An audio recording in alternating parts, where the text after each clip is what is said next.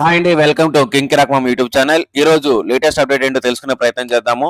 అన్నదాత సుఖీభావ సంబంధించి లిస్టులు అయితే రావడం అయితే జరిగిందండి. ఈ లిస్టులు అగ్రికల్చర్ అసిస్టెంట్స్ ఎవరైతే ఉన్నారో వారికైతే ఈ లిస్ట్ అయితే రావడం జరిగిందండి.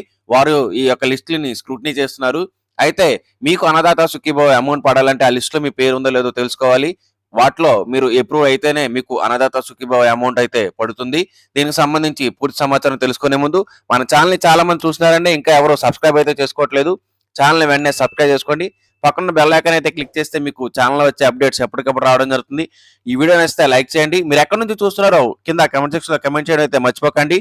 ఆంధ్రప్రదేశ్ ప్రభుత్వం అన్నదాత సుఖీభావ పథకం ద్వారా అర్హులైన రైతుల కుటుంబాలకు 20,000 రూపాయల ఆర్థిక సాయం అయితే అందిస్తుంది. ఈ పథకం భూమి లేని కౌలు రైతులకు కూడా వర్తిస్తుంది. సాధారణ రైతులతో పాటు అటవీ భూములపై హక్కు కలిగి ఉన్న వ్యవసాయం చేస్తున్న గిరిజనులకు కూడా ఈ పథకం అనేది వర్తిస్తుంది. ఈ పథకాన్ని కుటుంబాన్ని ఒక యూనిట్ గా ఆధారంగా చేసుకొని అన్నదాత సుఖీభావ అమౌంట్ అయితే ఇస్తారు. ఒకవేళ భార్యాభర్తతో పాటు పిల్లలకు కూడా పెళ్లిళ్ళు అయిపోతే వారిని సపరేట్ ఫ్యామిలీగా కన్సిడర్ చేస్తారని చెప్పి చెప్పడం అయితే జరిగింది. వ్యవసాయం, ఉద్యానవనం, పట్టు పరిశ్రమకు చెందిన పంటలుగా సాగు చేసే వారికి కూడా ఈ యొక్క పథకం అర్హులుగా నిర్ధారించడం అయితే జరిగింది. అయితే ఆర్థికంగా బలంగా ఉన్నవారు ఈ పథకానికి అనర్హులుగా ఇప్పటి వరకు అయితే గైడ్లైన్స్ అయితే ఇవ్వడం అయితే జరిగింది. దీనికి సంబంధించిన లిస్టులు మన సచివాలయాల్లో ఎవరైతే అగ్రికల్చర్ సంబంధించి ఉన్నారో వారికైతే వారి లాగిన్ లో రావడం అయితే జరిగిందండి. ఈ యొక్క లిస్టులని వాళ్ళు ఫార్వర్డ్ చేయడం కానీ వెరిఫై చేయడం కానీ చేస్తున్నారు. మీరు వెంటనే మీకు దగ్గరలో ఉన్న సచివాలయానికి వెళ్ళి మీ యొక్క పేరుని అప్రూవ్డా, ఫార్వర్డా, రిజెక్టా అని చెప్పేసి చేయించుకోవాల్సిందిగా ఈ యొక్క వీడియో ద్వారా తెలియజేస్తున్నాను. ఈ యొక్క అన్నదాత సుఖీభావ వెబ్సైట్ అనేది ఈ రకంగా ఉంటుందండి. ఇక్కడ పైన లాగిన్ అని ఉంది. ఈ లాగిన్ లో వారు లాగిన్ అయి చేస్తున్నారు.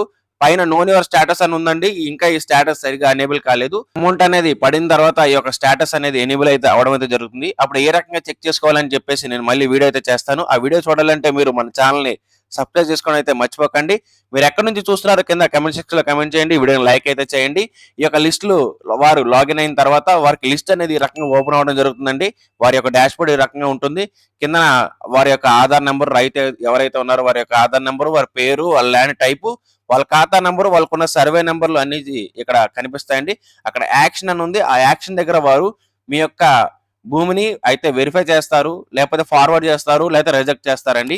ఈ 3 కారణాలతో వారు చేయడం అయితే చేస్తారు. ఎప్పుడు వెరిఫై చేస్తారంటే మీరు రైతు అయి ఉండి అన్ని రకాల అర్హతలు కలిగి ఉంటే మీ యొక్క ఖాతా నెంబర్ అనేది వెరిఫై అయితే జరగడం జరుగుతుంది. ఒకవేళ మీ యొక్క ఖాతా పైన ఏమైనా ల్యాండ్ కి సంబంధించి ఏమైనా ఇష్యూస్ ఉంటే అది ఫార్వర్డ్ ఎంఆర్ఓ గారికి ఫార్వర్డ్ అయితే చేస్తారండి.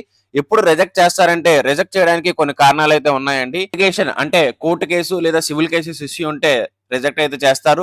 ఒకవేళ డెత్ ఎవరైనా ఉండుంటే అది కూడా రిజెక్ట్ అయితే చేస్తారండి. అందుకే డెత్ ఎవరైనా ఉంటే వారు వెంటనే మ్యుటేషన్ కి అప్లై చేసుకొని అంటే పట్టాదారు పాస్ పుస్తకానికి అప్లై చేసుకొని ఎవరైతే వారసులు ఉన్నారో వారి పేరు మీదకి వెంటనే ల్యాండ్ అయితే కన్వర్ట్ అయితే చేసుకోండి.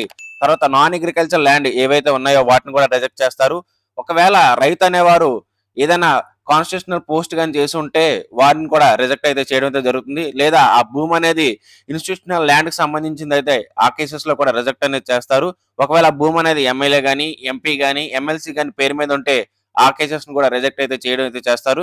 ఒకవేళ ఆ భూమి ఎంప్లాయీలకి అంటే స్టేట్ గవర్నమెంట్ కానీ, సెంట్రల్ గవర్నమెంట్ కానీ, ఎంప్లాయీలు కానీ, ఎంప్లాయీ పెన్షనర్ కానీ అయి ఉంటే ఆ కేసెస్ లో కూడా రిజెక్ట్ అయితే చేయడం అయితే చేస్తారు.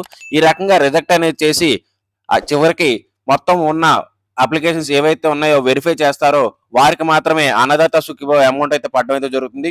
సో ఈ లిస్ట్ లో మీ పేరుని అప్రూవ్ చేయించుకోవడానికి మీరు మీ దగ్గరలో ఉన్న సచివాలయానికి వెళ్ళి వెంటనే అగ్రికల్చర్ అసిస్టెంట్ వారిని కలవండి. కలిసి మీ యొక్క లిస్ట్ ని వెరిఫై చేసుకోండి.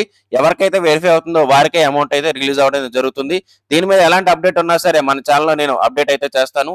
కాబట్టి ఈ ఛానల్ ని సబ్స్క్రైబ్ చేసుకోవడం అయితే మర్చిపోకండి. ఈ విషయాన్ని మీ తోటి రైతులందరికీ ఫార్వర్డ్ అయితే చేయండి వాట్సాప్ లో. మీకు ఎలాంటి డౌట్స్ ఉన్నా సరే కింద కమెంట్ సెక్షన్ లో కమెంట్ చేయండి.